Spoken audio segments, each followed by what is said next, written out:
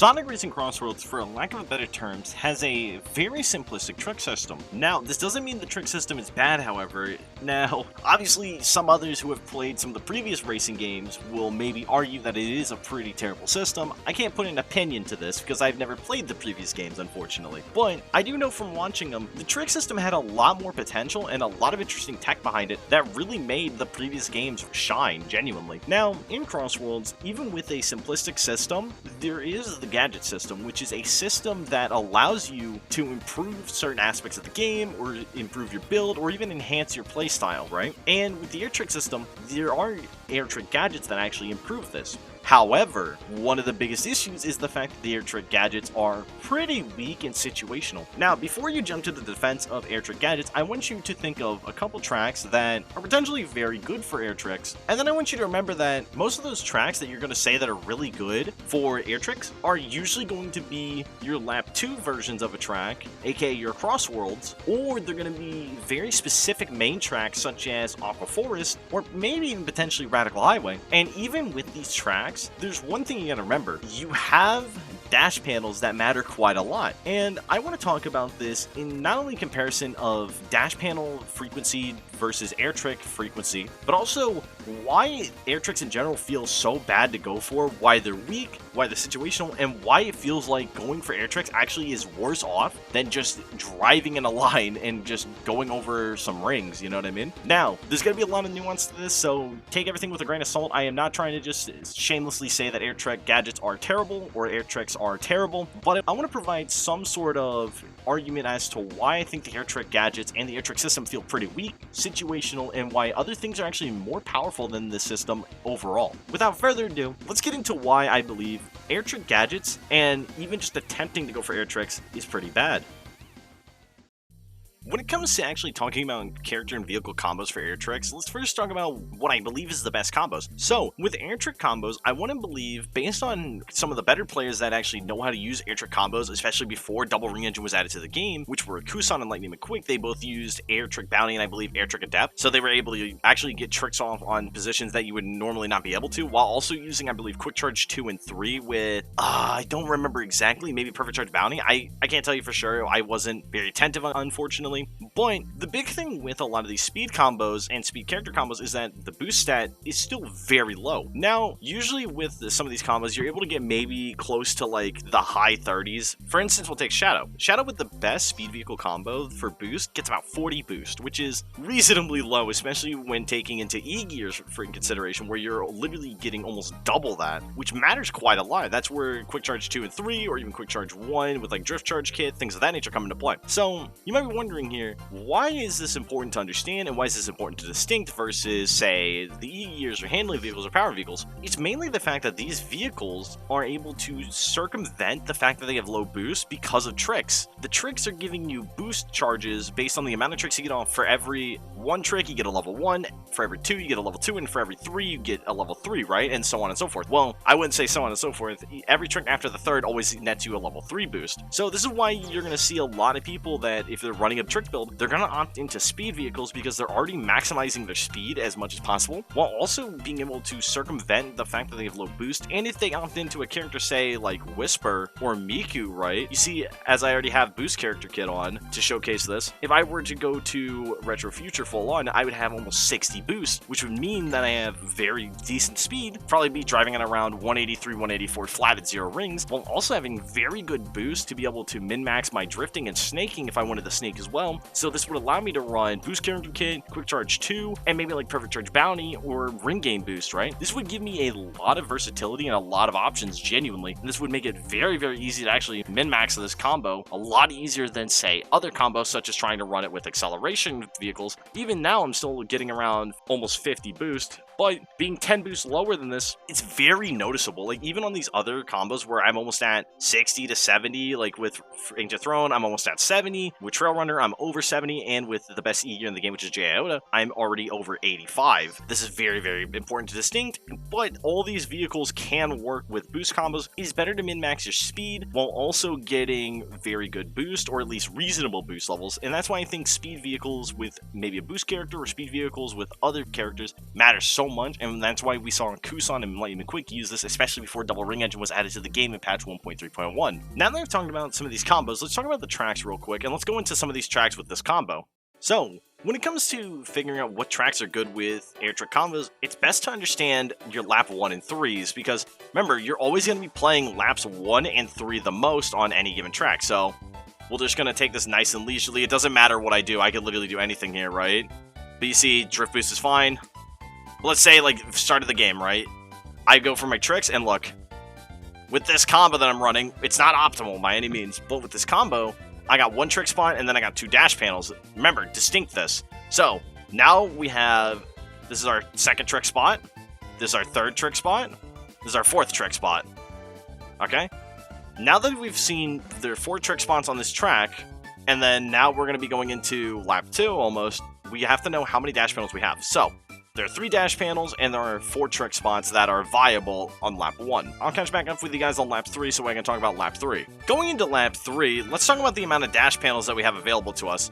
So, remember, we need to count how many dash panels. So let's say this, we have 3 right here, so we have 3 automatically, and we have our 1 trick spot, okay? So this is very important. Now we go into this, so there's 4, 5, 6, 7, 8.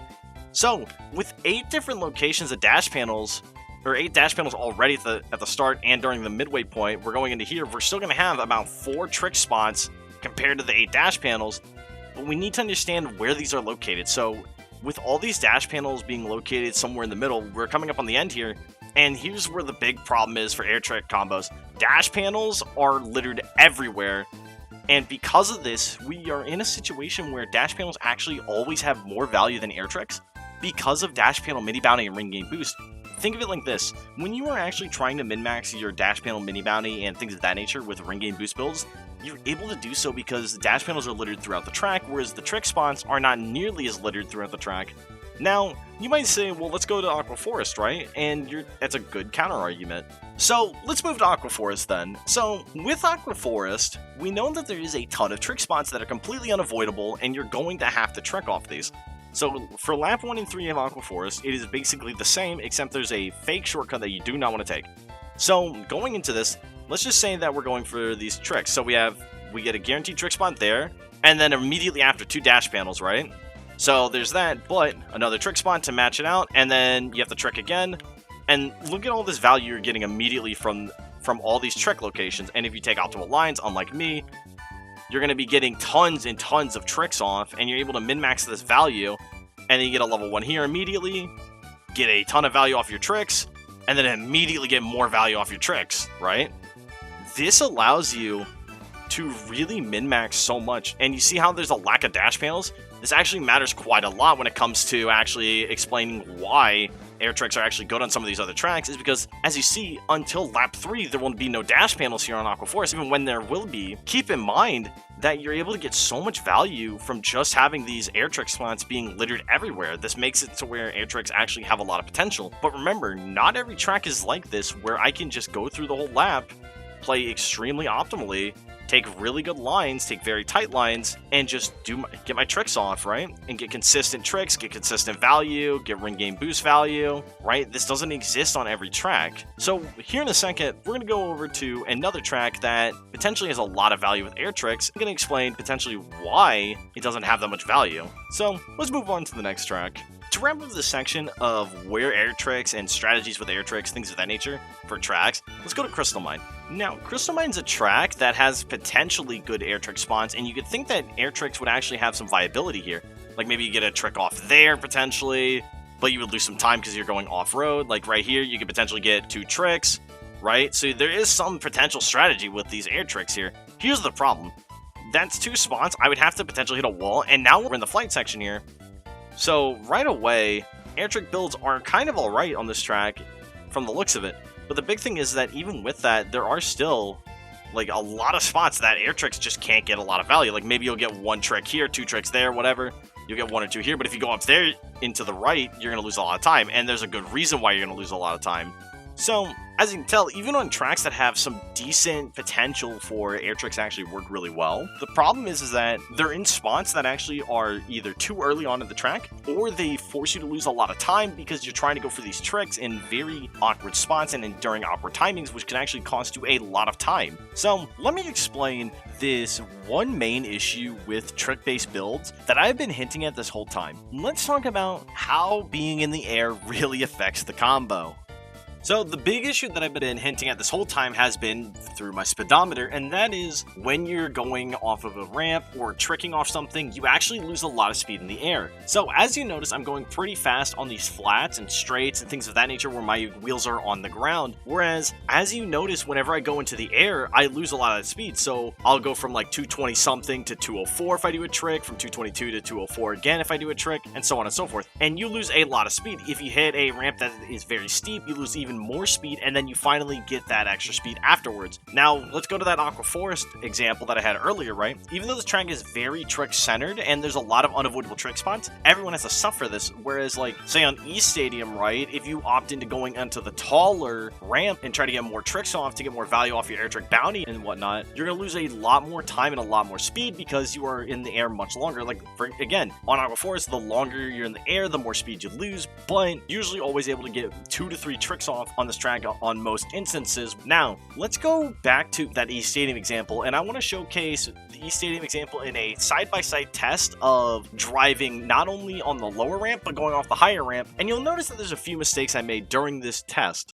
Even through the mistakes that were done on this test, I just want to showcase how much faster the low ramp test is in comparison to the tall ramp test. Now, the low ramp test was able to not only make a couple mistakes, and both tests were not fully optimized, but I was still able to end this test by about a quarter to a half a second ahead of the tall ramp test. That is all just because of the airtime difference. Now, the big thing is being on the ground and getting back to your top speed as soon as humanly possible. Again, I am not trying to use any drift boost, but if I was, the low ramp test would have completely kicked the tall ramp test out of the water, and not only that, would have just cooked it up like a KFC dinner. Like, genuinely, the low ramp test is so unbelievably fast in comparison to the tall ramp test that going for all these extensive tricks and going for all these extensive trick lines is actually less optimal and will lead to more issues rather than giving you more benefits. And from this test, even with the inoptimal testing that I did, it just showcases that going for air tricks is still overall tricky and just in general is a bit risky. And the big thing is that when you go for air tricks, once you're in the air, you can't convert your angle. Like, if you were going at a 45-degree angle to the right, you were going a 45-degree angle to the right into the fucking monster's nest, right? You are not changing that angle unless you have, like, air mobility up 25, right? This is the big thing, and it is a shame because it makes air tricks and just in general trick gadgets be less appealing to players, and especially to newer players, because the gadget system as a whole is supposed to promote unique strategies and unique play, but the issue is that air tricks and going for air tricks, it's actually a negative because of the fact that the best trick spots in the game are usually either on lap 1 or they're on maybe lap 2, but on lap 3 a lot of your trick spawns are much earlier into the track, whereas your ring game boost dash panel builds are going to get significantly more value off the dash panels in the later and even on the final stretches of the track. And this is the issue, is that they just kind of get outclassed by builds that are on the ground longer and are able to get more value for longer. Take Radical Highway, for example. Although Radical Highway has numerous trick spawns and has a lot of good spawns for tricks, you gotta remember that Radical Highway, if you do not opt into taking the cable bridge cut, you are going for tricks which puts you in the air at a speed of 189 roughly, where if you took the cable bridge section, you're going almost 262, and if you're in a power vehicle with ring game boost with dash panel mini, you can almost go 270. You are going almost 100 speed faster in general by not taking the trick sections on Radical, and it's so sad because I feel like you should get more value, and it's a shame because these tracks where you might be able to make air tricks actually work and get a lot of ring generation and a lot of value off air tricks actually are a negative, and you get punished more for going for them, which makes them less appealing to go for, and it's just a dang shame. And I hate it. I really do. And I feel like even if you were going to try to put these builds competitively against really good players and try to make these work, Double Ring Engine literally outpaces every single build you could possibly imagine, and the best way to even counteract that is by playing your own Double Ring Engine or a ring game boost build that that's slipstreaming off of them, so you're always kind of with them. And even then, even if you hit them, they'll slipstream back off of you and then overtake you, and then it's the same situation all over again. And air tricks just can't get that value, and it's a shame. The best thing they're good at is just being flashy, being fun, and overall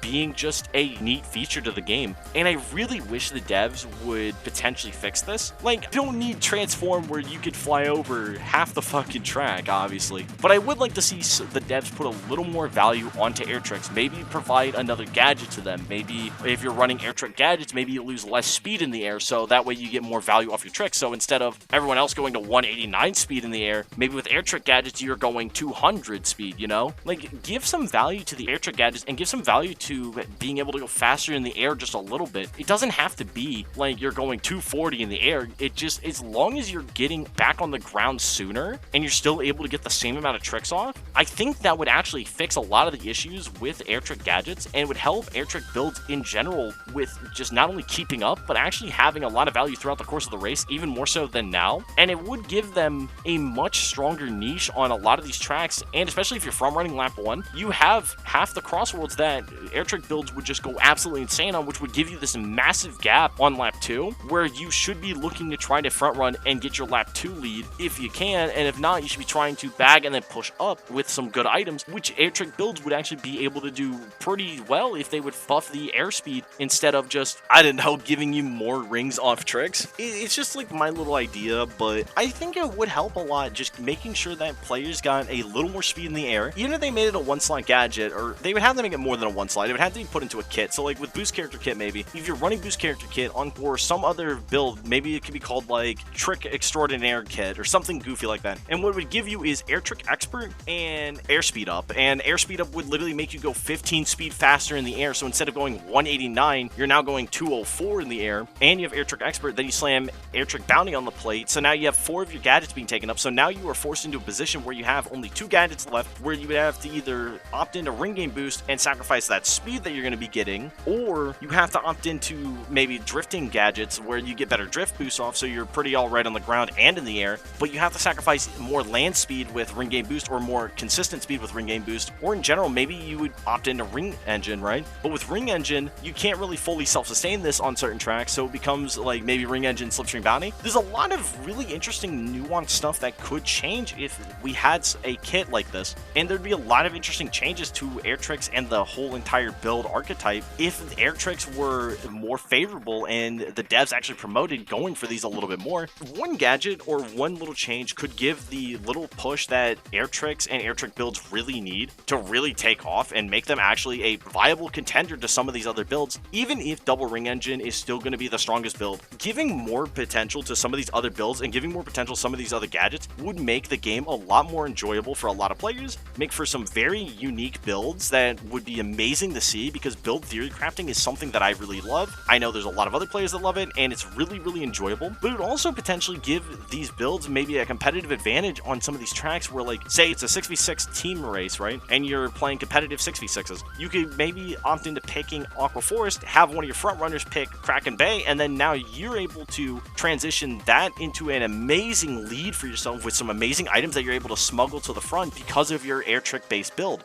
Anyways guys, that's all I got for you today. Again, I just want to wrap this up and say that air trick builds are super fun. I really love them. I think they are super great. But the problem is that in the current state of the game, they are very much outclassed, unfortunately, and I feel like that they could be a lot better if the devs made a couple changes, or at least just opted into maybe doing one small change that would just enhance them better. Even just like, say, the trick extraordinaire kit I was talking about. Just adding something like that, I think would bring this niche setup that is only viable on like maybe 1 or 2 main tracks and then like a couple of the Crossworlds, to making it more potentially viable on a lot of other tracks and give it some more potential for players to actually have some very unique and fun builds. I think it'd be very great. What are your thoughts on air tricks, and what are your thoughts on what you would do to actually fix the air tricks and air trick gadgets? Do you think you would just increase the amount of speed you have in the air? Do you think giving air trick builds a specific gadget that makes them faster in the air if they go into it? Or do you think that these builds are just unfortunately always going to be stuck in this kind of limbo of they won't be able to go too much faster, or if the devs try to, maybe they might get too strong? What are your guys' thoughts on this? I'm very interested to see what you guys think. Anyways, have yourselves a great one.